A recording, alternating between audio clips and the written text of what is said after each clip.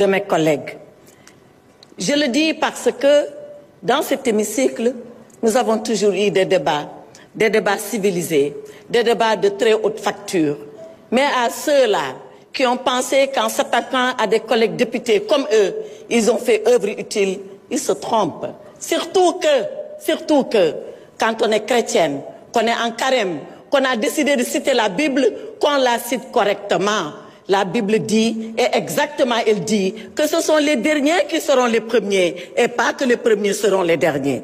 À ceux-là qui ont dit qu'ils ont un maquillage, un démaquillant, ce démaquillant, il est sale. Je les ai connus à l'étranger plus posés et plus responsables que cela. C'est pas le micro qui fait la personne, ce sont les idées et le comportement qui font la personne. Cela dit, Monsieur le Président, parlons de la loi. Parlons de la loi et parlons des deux lois. De la loi du 13 mars 2024. Celle-là que nous avons voulu porter au nom du peuple ici, par des députés comme vous, qui l'ont votée pour ramener le calme et la cohésion nationale ici au Sénégal. Parlons de cette loi du 13 mars 2024 qui a dit si nous sommes des Sénégalais et si nous sommes des humains, comme Nelson Mandela avait dit alors à ces geôliers de l'Afrique du Sud, à ceux-là qui avaient prôné l'apartheid, pardonnons parce que nous voulons retrouver l'humanité en nous. Et parlons de cette fameuse loi, parlons de cette fameuse proposition de loi, cette loi qui fissure la société sénégalaise, cette loi de règlement de compte. Alors, Monsieur le Président, je dis une chose, mes honorables collègues, à ceux qui veulent voter la loi, votez-la. Mais je rappelle que ceux-là qui voulaient l'abroger étaient là, à ce pupitre. Et ils avaient promis l'abrogation aux Sénégalais. Et je leur ai répondu, abrogez-la. Et à ce moment-là, faites face aux conséquences.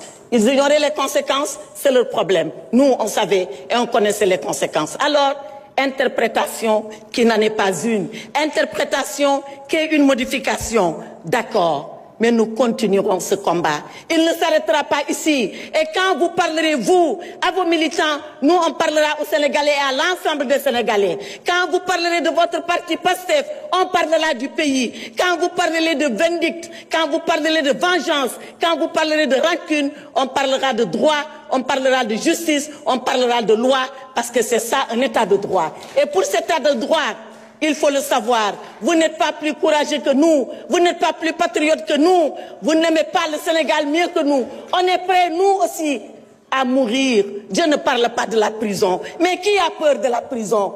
La prison, il y a 3 personnes qui n'iront jamais en prison. C'est le chien, excusez-moi du terme, à qui on préfère jeter la pierre quand il vous mord. C'est le lâche qui a fui avant la prison. Et c'est celui qui est dément et qui est inconscient.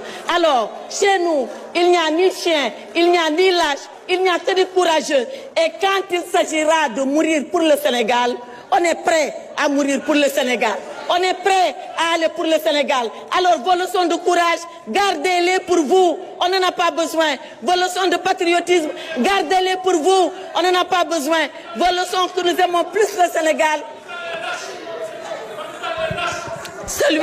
Babacar, s'il vous plaît. Babacar Ndiaye, vous n'avez pas droit à la parole. Allez. La lâcheté, c'est quand on a le privilège de parler de quelqu'un qui n'est pas là et qu'on se met à dire des choses qu'on n'oserait pas dire devant lui. Babacar, si vous insistez, je vous évacue. Je prends le peuple sénégalais à témoin. Arrêtez.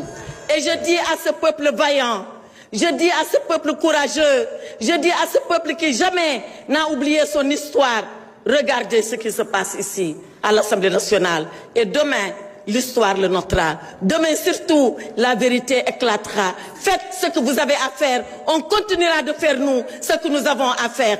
Combattez et on combattra pour la vérité et on va se retrouver. On se retrouvera et on se retrouvera dans le vrai. Seule la lutte libère, mais seule la vérité libère. Et elle libère plus que la lutte.